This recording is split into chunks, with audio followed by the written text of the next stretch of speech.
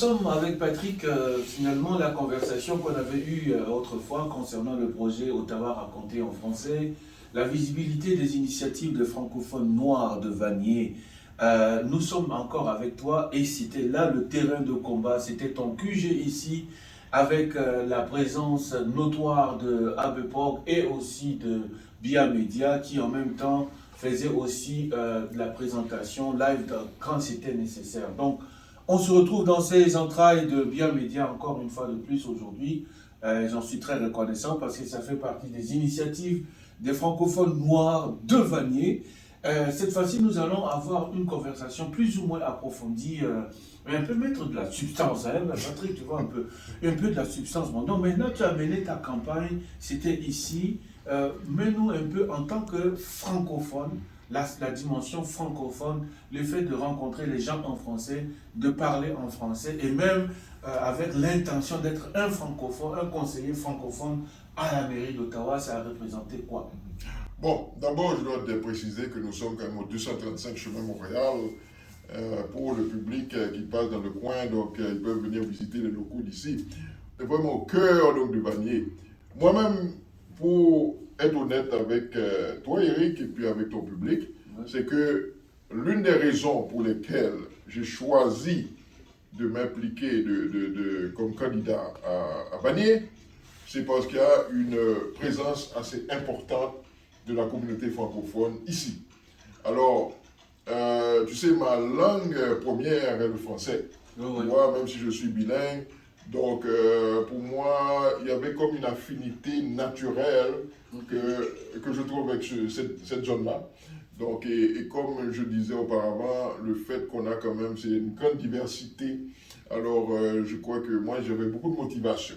Maintenant, et chemin faisant pendant la campagne, ce que j'ai constaté sur le terrain, c'est que les francophones sont très présents, mais ils sont quand même minoritaires. Okay. Alors, par exemple, quand on fait le porte-à-porte, c'est sûr que sur 3, 4 portes, 5 portes anglophones, on aura une porte francophone, pour te donner une idée. Okay. Donc, ça, c'est quand même des détails intéressants qu'on n'y pense pas. Hein? Oui, donc c'est-à-dire, c'est ça, on a peut-être une image au Québec quand tu es francophone, mais si tu regardes bien, tu vas sur le terrain, tu vois que les anglophones sont majoritaires. Okay, les francophones sont minoritaires. Mais là, moi, je ne voudrais pas te couper, mais est-ce que ce n'est pas une tendance qui est en train de se renverser? C'est-à-dire la tendance de la présence des francophones qui étaient dominants avant est en train de se renverser dans ce secteur-là? Bon, je ne suis pas certain, parce qu'en fait, c'est plutôt un peu l'inverse, parce que il y a des années, d'après ce que j'ai compris, d'après l'information que j'ai eue en rencontrant les gens, c'est que les francophones étaient vraiment dominants ici. Oui, tu vois ça. Maintenant, avec les déplacements, etc., les anglophones sont arrivés après et les anglophones maintenant sont dominants en termes de nombre. Par contre, ce qu'il faut quand même qu'on constate, c'est que même si les francophones sont minoritaires, mais ils ont toujours le sentiment que c'est leur quartier. Okay. C'est leur quartier et quand on va dans des événements et tout ça, on se rend compte, c'est comme si que les francophones ont comme un leadership, même s'ils sont, ils sont moins nombreux, ils sont comme plus engagés. Ouais. Donc, ça, c'est certain que quand j'ai constaté ça, bien entendu, ça donnait quand même de l'énergie à faire toute cette campagne. Mais je savais qu'il y avait un enjeu quand même, parce que si on compte le nombre de votes, c'est certain que le vote anglophone va être plus élevé. Tu vois, donc j'essaie autant que possible de m'adresser aux deux communautés, mais ça reste un défi quand même quand on est francophone dans la région. Par contre, il y a des lieux qui sont symboliques. On voit des yeux de présence francophone. Alors, si on parle par exemple du centre de Vanier, par exemple, on parle du centre Sandy Hill communautaire, on a parlé, tu vois, c'est ce genre de lieu. L'hôpital Montfort, même si c'est un peu à la frontière du quartier, mais c'est tous des lieux qui sont des pôles d'attraction, tu vois, et de la communauté francophone. Donc, moi, j'essaie d'avoir une présence vraiment dans ces lieux. Mais pour moi, c'est quand même un apprentissage. C'est comme, je viens d'apprendre que Sandy Hill, à côté de l'Université d'Ottawa, fait partie de Vanier. Non, c'est pas dans Vanier, mais c'est dans la circonscription municipale. Okay, c'est la même circonscription municipale. Que tu aurais pu représenter. Voilà, exactement. Parce qu'en fait, et cette circonscription municipale qui est plus large que Vanier. C'est-à-dire que tu as le marché Baye, tu vois, qu'on appelle la Basse-Ville, et tu as également Sandy Hill, tu vois, la Côte des Sables. Tout ça fait partie de la même circonscription. Mais à Vanier, il faut reconnaître que c'est là qu'on a le sentiment, tu vois, que les gens sont le plus engagés. Tu vois, il me semble qu'il y a des luttes politiques, tu vois, il y a une histoire de lutte des francophones qui est vraiment, c'est toujours présent à Vanier. Tu vois, par exemple, quand on parle de l'hôpital Montfort, ce que ça représente pour la communauté de Vanier. Donc, c'est un peu ça. Alors, je sais que ce programme dans lequel tu m'invites parle aussi, surtout de mettre de la visibilité sur les Noirs, de la visibilité. Alors, c'est sûr que moi, dans ma campagne, par exemple, dans mon équipe de bénévoles, j'avais une majorité de Noirs, tu vois, Africains, Haïtiens notamment. Et ensuite, j'en ai rencontré beaucoup dans les commerces africains, haïtiens, notamment sur MacArthur, sur Vanier, donc j'en ai rencontré beaucoup.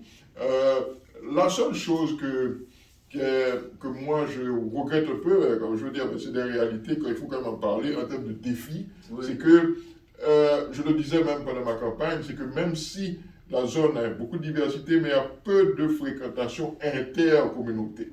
C'est-à-dire que les Noirs vont être visités plutôt par les Noirs, la population noire, les non-Noirs, je veux dire les Blancs et autres, vont un peu rester dans leur communauté. Il y a des sous-groupes là. Voilà, exactement. Par exemple, et en face d'ici, il y a le centre communautaire de Vanier, c'est un endroit sur la cour où il y a beaucoup d'événements qui se passent, notamment le festival franco-ontarien, il y avait à ce moment-là un gros événement. Mais quand tu arrives là, il n'y a presque aucun noir qui est présent.